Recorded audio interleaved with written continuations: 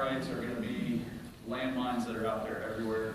I had to do it 2 weeks ago. It was kind of sad. I called up a brewery in Florida that just opened in March, and they had the exact same name beer that we did. And I was like, hey, we have been making that beer for 2.5 years. It's been at GABF for 2 years. It's going to Sandefur in Washington, D.C. this June.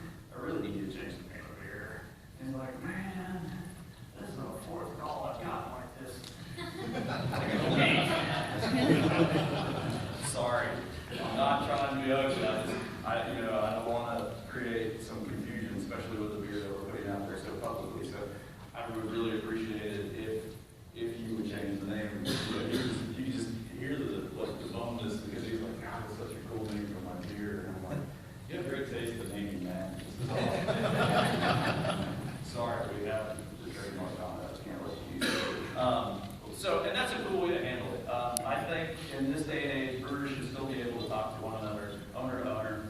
I know lawyers are getting involved more and more, and they're like, oh, pit bulls and they want to go after people and send them cease and desist and all.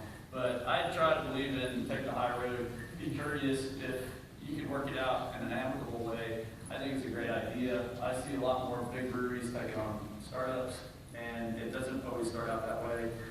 We were victim to this early on with Brewery Brewing. We were originally called Headwaters because all the water in our county originates there, so we are truly the headwaters of Western North Carolina.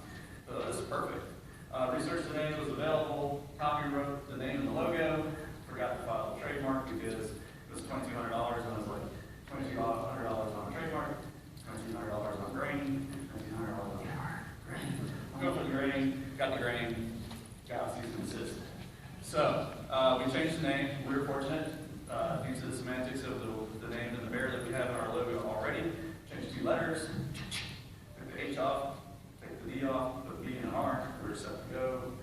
Trademarked it and smooth sailing from there on. But that's a really fortunate case.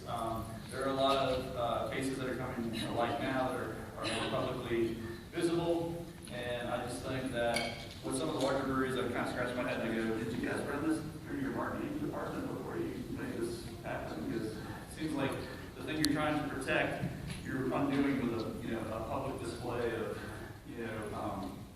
going back and forth with a small guy. So just kind of keep that in the back of your head. It's going to be tough.